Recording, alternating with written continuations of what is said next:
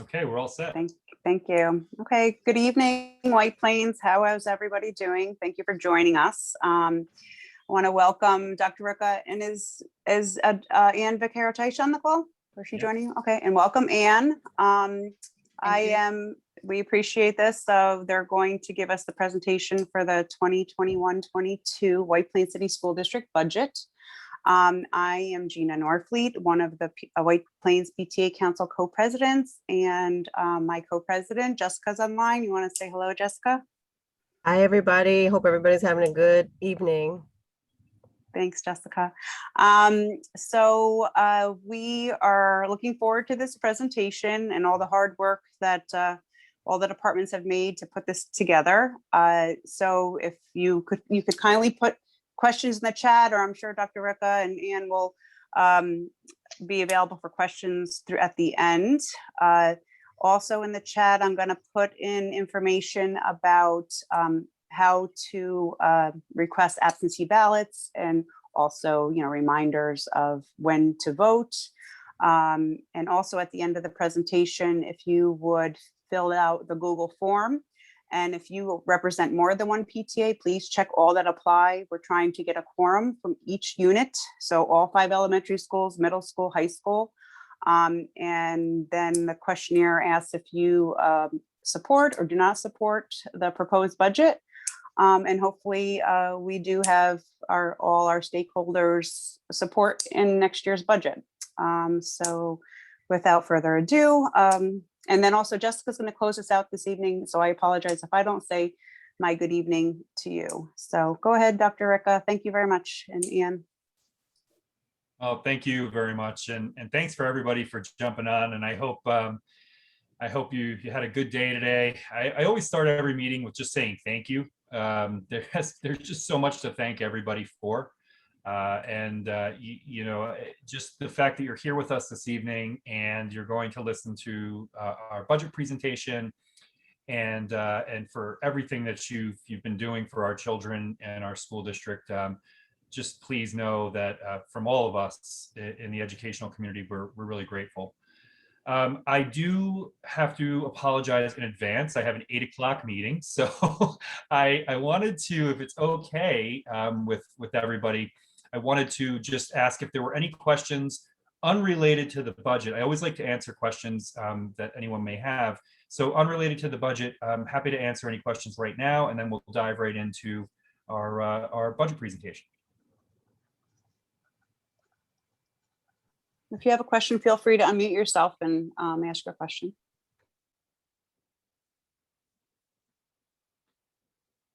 All right. I love you all. That's amazing. Thank you very much. Okay, so we'll dive right into the budget presentation, and I'm going to share my screen with you.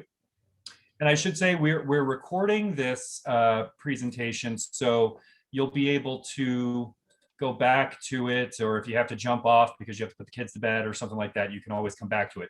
Also, we have all of our budget presentations available to you on the district's website under All About the Budget. Ann Vicarotish, Dr. Tish has done a great job in putting everything together this year. We also have a recording of me giving a very short budget presentation, and we've also translated it, had it translated to Spanish as well. So it can be shared far and wide. We're trying to constantly improve our communication efforts and provide as much information to everybody as possible, so that everybody in our community knows about our proposed budgets and all of the important information related to the district. So let's just jump right in. This year, just like every year, our budget is crafted. The spirit of it, the soul of the budget really is based on our strategic plan and our vision, mission, and core beliefs for our students and for our school district. This year's strategic plan had to be modified, of course, like everything else in our lives related to the pandemic.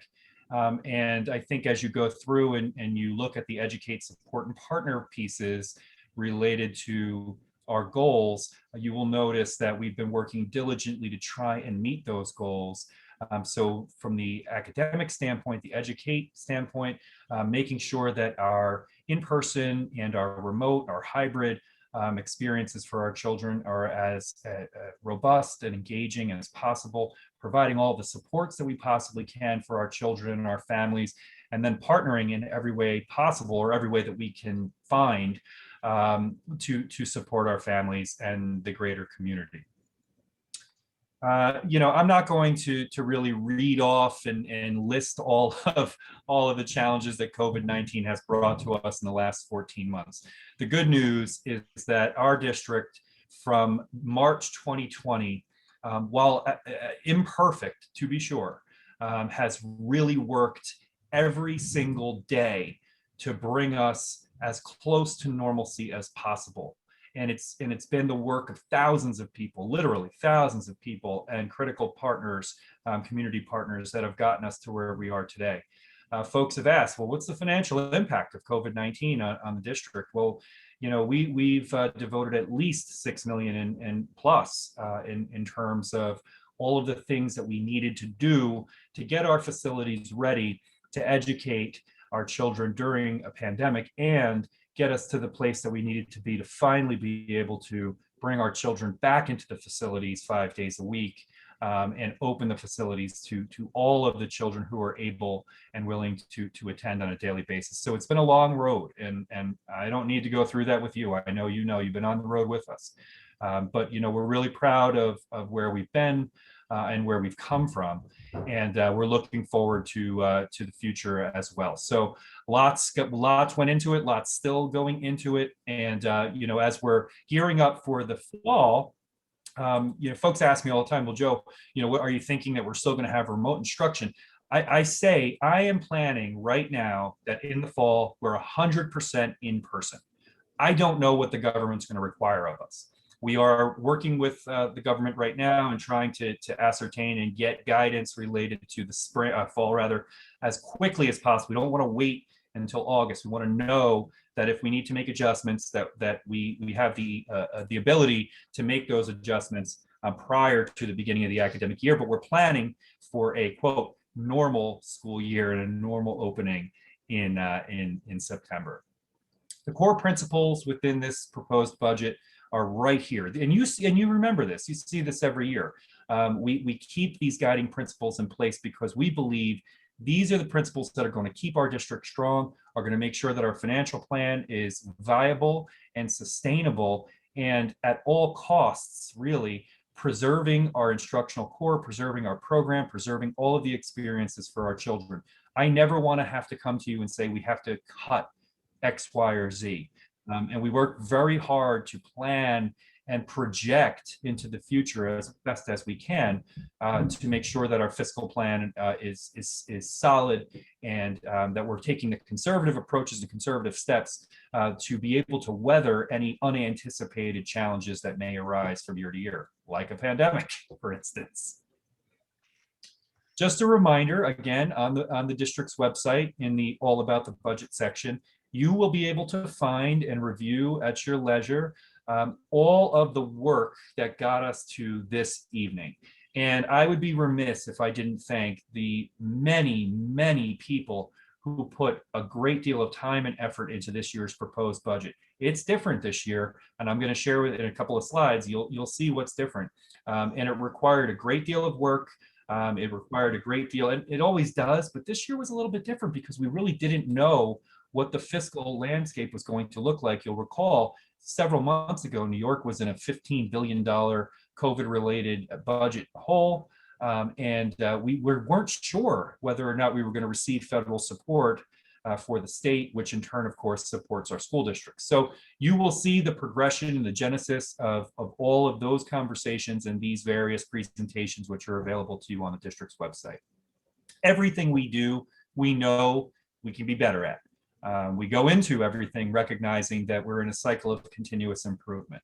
So from a program review and a program evaluation standpoint, the Board of Education is diligent and works very, very hard to make sure that we're always reviewing our curricular areas and improving upon them, looking at what's working well, looking at what's not working well, getting feedback, critical feedback from parents, guardians, and students, faculty and staff members, and then making adjustments that are appropriate each year. We have reviews in process, which again, I'm not going to read slides to you, and I hope you're happy about that. And then, of course, for next steps next year, we do have in the hopper a number of curricular areas that we're going to be reviewing and making the needed adjustments to our programming. We had to think about novel ways to really deal with the financial impact of the pandemic, of potential losses in state aid, all of which have since sort of ironed themselves out to some extent, but there was a lot going into it. So you'll remember, we were very proactive last year as the pandemic hit in holding on hiring new positions that were in this academic year's budget. So we held on all of those positions. Now, we removed those positions from the development of the 2021-2022 budget because we were anticipating that there was going to be a reduction in state aid. Look, for the time being, we recognized that we were moving forward. We were able to fill those gaps and keep the program moving, and we were comfortable in making those reductions of positions that were never filled yet. Certainly, they're still part of our long-range plan, and now as things are changing, and hopefully, we as a nation will be coming out of the pandemic, we'll be able to come back and make those adjustments. But we removed them from the budget. You'll see that in a few slides.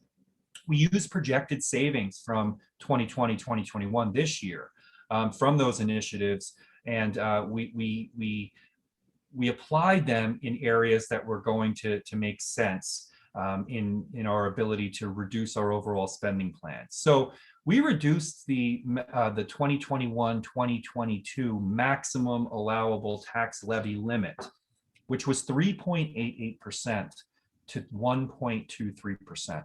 And this is something that we're very proud of. The Board of Education wanted to, I think appropriately, recognize the financial difficulty that many of our families and community members, many of us in one way or another, have felt during the pandemic. So it was important to us to come as low as possible with a proposed tax levy increase. And I'll talk about what that looks like in the average household in just a bit. But so that the district, by law, the tax levy cap was 3.88%, and we're recommending 1.23%. Now, some of you might be thinking, oh my goodness, that's really, really low. What is going to get cut out? Nothing. The proposed budget supports 100% of the total academic, extracurricular, and activity program. Everything that our children enjoyed pre-pandemic is still supported within this budget. And we're really proud of that. And again, that happened because that was able to happen because of the changes that we shifted based on the positions that we didn't fill last year, and making changes to this year's projected expenses. So the overall reduction for the 2021-2022 revenue and appropriation side of the budget is about $3.6 million, or 1.55%. So we actually reduced the budget to budget numbers while still maintaining and supporting the academic program. So you'll notice here, you'll see a lot of red there, and those are the reductions that we made. But again, these are reductions that no changes in the number of faculty and staff members who are serving our children, no changes in the curricular offerings within our district or any type of activities, anything. We were able to do it by reallocating those resources in order to bring the tax levy, the proposed tax levy down. So 1.23%. And folks always say, like, Joe, cut to the chase. What does that mean on the average assessed homeowner in White Plains? It's just over $11 a month, something around $134 a year. So again, that's money. I'm not, you give the money the respect that it deserves. But certainly, what we wanted to do was get to a place where we were able to support the program, right? Support the academic core and our guiding principles, and at the same time recognize the tremendous challenges that our community has felt. And we also are grateful for the support that our community has shown us over the years. And I think, the White Plains community recognizes that we're always going to try and take a fiscally conservative approach to our budgets. We want to spend every dollar and stretch it as far as we possibly can to make sure that it's going to our kids. And you'll see in a couple of slides when I break it out in terms of the three-part budget that the vast majority, almost 80% of the expenditures in our proposed spending plan is nestled exactly where it should be, in classrooms, on the field, on the courts, in the activities where our kids are. And I would be remiss if I didn't ask if you wanted to jump in and just make a comment on this slide. Dr. Ricky, I think you covered it all. I think the important point was to really take the savings that we incurred because of the restrictions of COVID and the pandemic and really use that for one time only to reduce debt service, which helped also reduce the tax levy cap. And then again, to hold on those positions of those new initiatives that were non-mandated to help reduce the overall budget. And also, Dr. Ricca, we know that with the adoption of the state budget and now the American Recovery Act funds that are coming in, that we're really going to take our time and put together a committee and really make sure that we're developing a thoughtful plan for how to use the additional funds, some reoccurring, some not. They're one time only, but how to move forward with that. Yeah, thanks, Ann. And I know you're thinking about that, right? You're thinking about, well, the American Recovery Act is going to bring about $9 million plus dollars to the district. How is that going to be spent? Well, 20% of that is a holdback for our children for so-called learning loss or extensions and opportunities for enrichment, opportunities for remediation. And of course, that's going to be in place. Summer programs, after school programs, we're looking at potential weekend programs, partners to work with. That will all be coming in the 2021-2022 academic year. The other piece is we want to make sure, because those dollars are one time only, not reoccurring dollars, they're not resources that we could fill positions with, right? Because they'll be gone. So we, as you know, we were in the process of finalizing a master plan that had a great deal of community input and was all part of looking toward the future of our school district. We're going to go back with that stakeholder committee to our master plan and look at how we could use the American Rescue Act funding to go a long way for our school district. And some of you remember what the number one request in the master plan was, and that was HVAC, air conditioning in all of our buildings.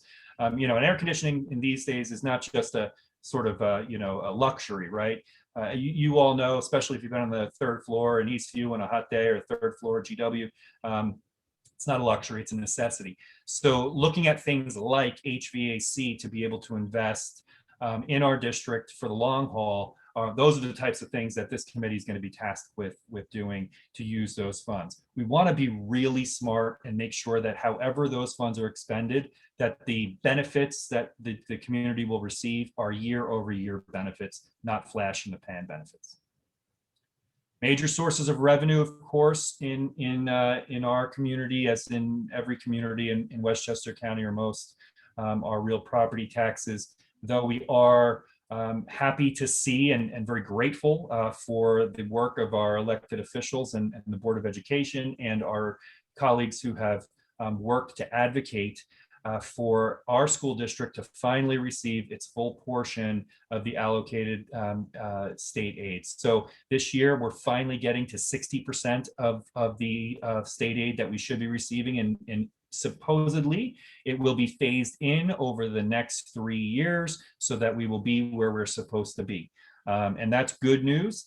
Of course, we can't count on the next 2 years because anything can happen. And certainly those plans at the state level can be amended and changed based on their fiscal outlook. But for this year, it's good news, and it's going to support our district. And that's what's helping us keep our tax levy as low as 1.23%.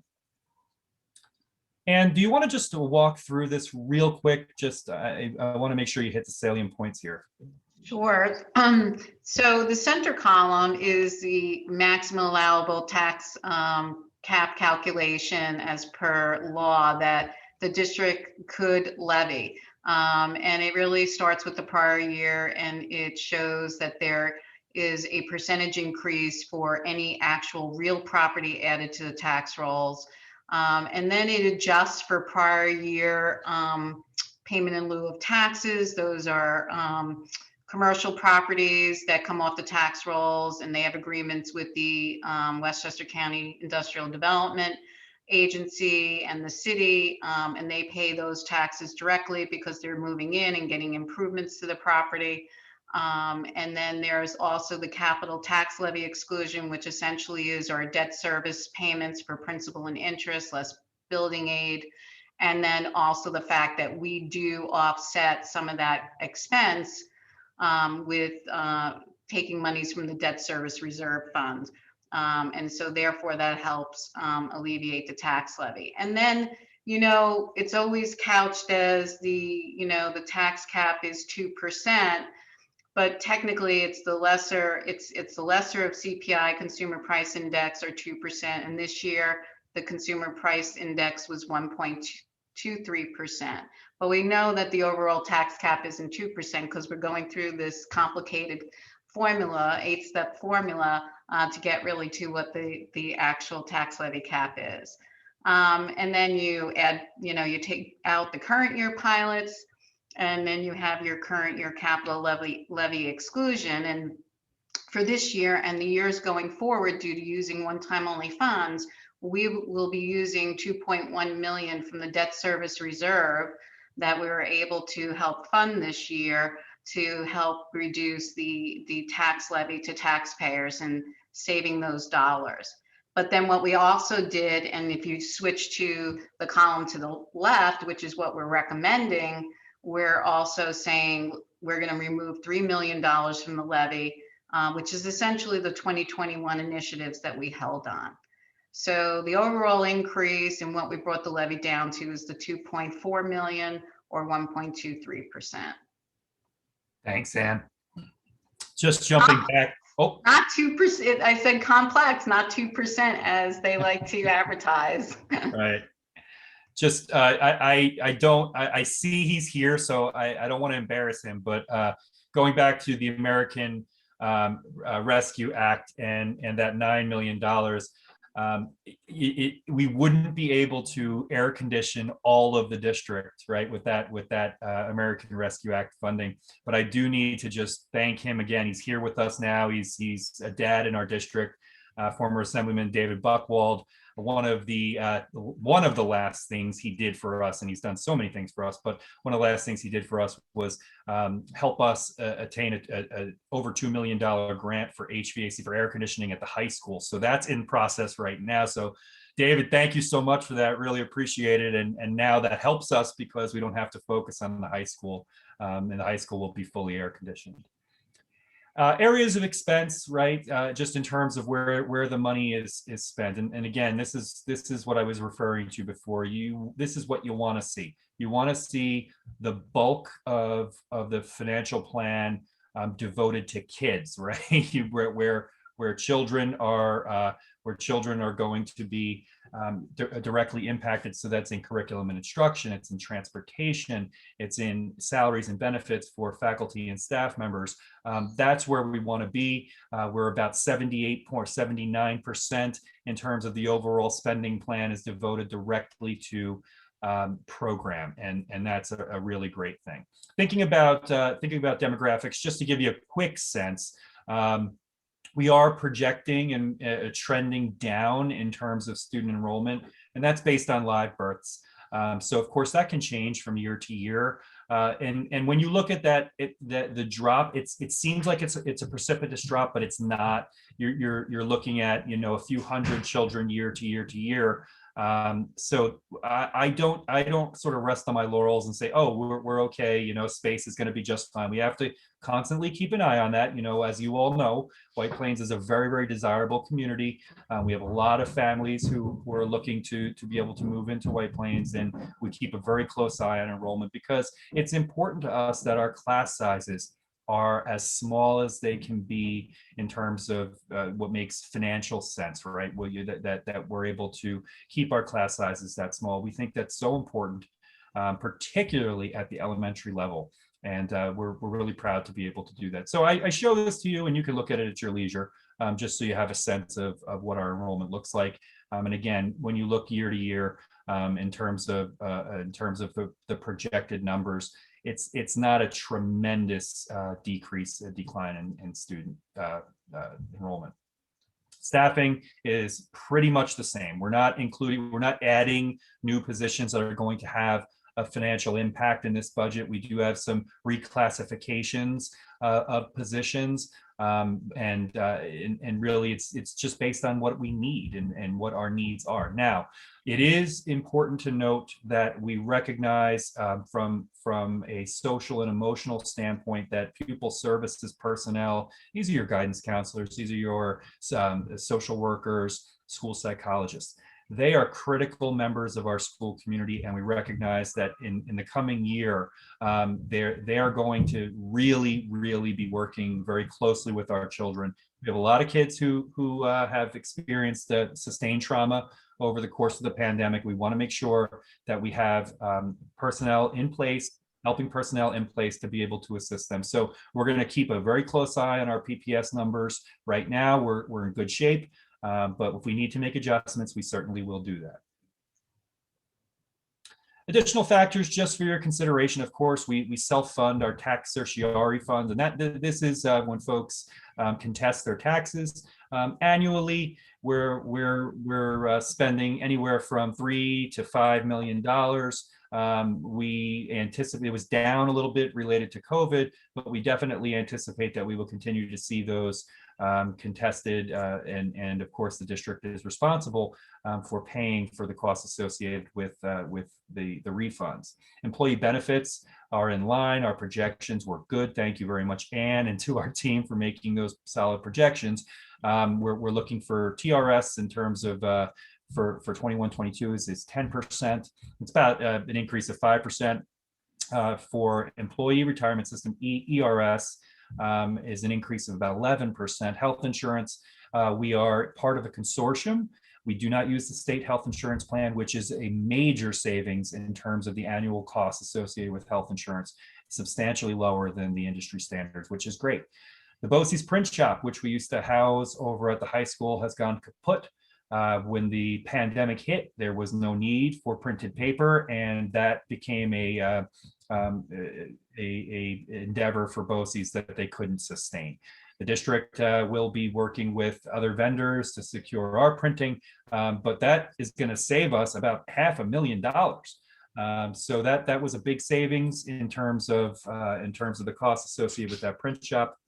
We're going to continue to support our one-time only expenses, which help to reduce costs associated with potential bonds. And this is all the facilities work that you're familiar with that takes place within our district. You know, our facilities are gorgeous, and we're continuing that work. We didn't stop working even during the height of the pandemic. Our facilities were open and operating, and we were working and trying to get as much work done, believe it or not, when the children weren't in the building as possible.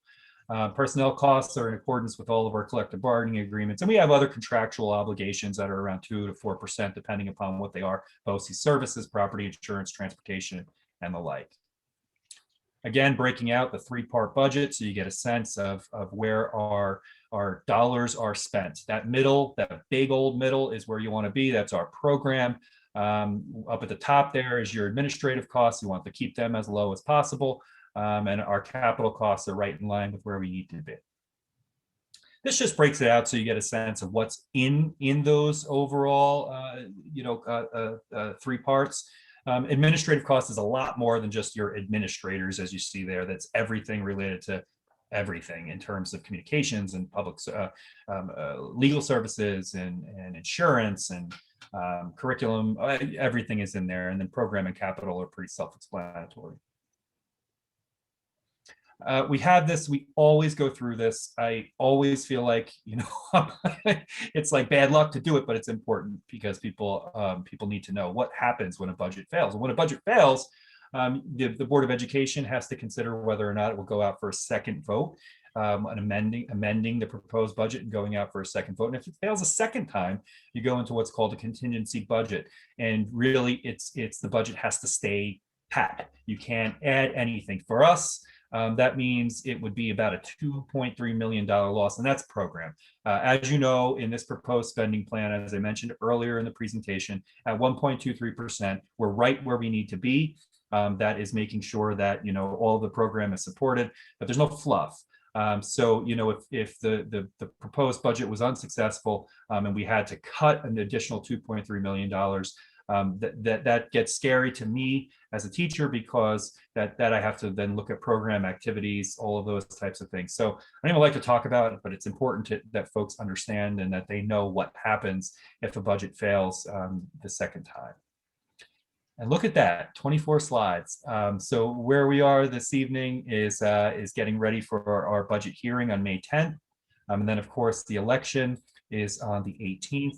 This year's election is a little bit different in that community members can request an absentee ballot or a vote by mail or absentee ballot, however you like, prior to the election, if they're not comfortable voting in person.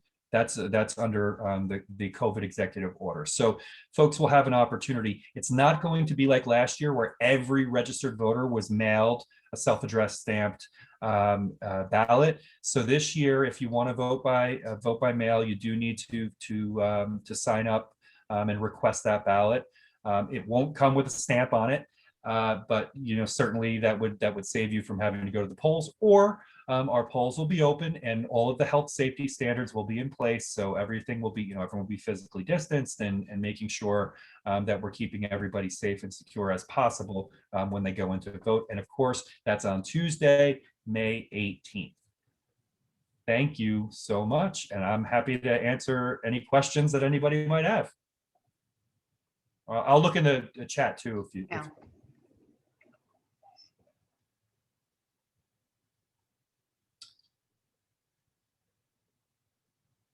Oh, Bonnie, thanks, Bonnie. They're putting the tables and benches in. Yeah, outside eating, and tents are going to be going up. So we're going to take advantage of that weather in every chance we get. Even today was a little bit cold, but the kids were outside today, and tomorrow is supposed to warm up again. So we should be in good shape. Sounds like there's quite a bit of residential development coming to White Plains. Does the district get involved in the planning to be sure that we can handle additional students? Thanks for the question. It's a great question, Leslie. We do. We actually coordinate and talk with the city. We don't have any say, obviously, in the development, but we keep very close eye on what's projected and the projected number of children rather in those housing spaces when they're being developed. It's interesting. There's a lot of things on the books, but in terms of the number of projects that are going to be sort of complete or shovel ready or completed, that usually takes years and years. That's why we do a demographic study every year and update that based on whatever's happening in the community as well. Thanks for that question. Any other questions? And by the way, you know you can pretty much get a hold of me and Ann anywhere. So if you need to sleep on it and you have a question, just give me a ring tomorrow, or you know, hit me at our next Facebook Live or whatever the case. But we're happy to answer questions. We're going to keep doing budget presentations like this. And like I mentioned, we already did the pre-recorded and all that stuff. But if you do have a question, shoot me an email, shoot Ann an email, or give us a call, and we're happy to answer any questions you have.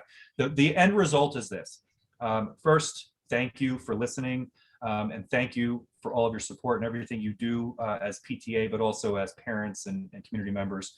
And just know that 1.23% is very intentional. And I want to thank the Board of Education for all their support, the audit committee, the finance committee, everybody who worked to get us to where we are. We really wanted to bring this budget in as low as we possibly could. And I hope you're happy. I hope no one's ever happy, right? You know, you go to the polls but I hope that you see that work that went into that, and we can still do it. And this is not an austerity budget. This is the budget that's going to move our program forward. So that's something we're really proud of. Thank you, Dr. Ricca. Does anybody else have any other questions? I think we're good. Well, thank you again, Dr. Ricca and Ann Vaccaro for all your hard work in putting together such a great budget that puts students first and preserves all the existing programs, despite all the challenges we've had this year. We really appreciate it. Everybody else, please make sure that you fill out the Google form that's in the chat to indicate your support for the budget or otherwise, but hopefully it's support, so that we know that the PTA endorses the budget. We can actually say that if we have a quorum vote from each of the PTAs. We want to be able to say that before the vote on May 18th. So please take the time to go into the Google form. And if anybody, if there's quorum missing, we can use this recording. You guys can share it with those that were missing and they can see it and then fill in the Google form.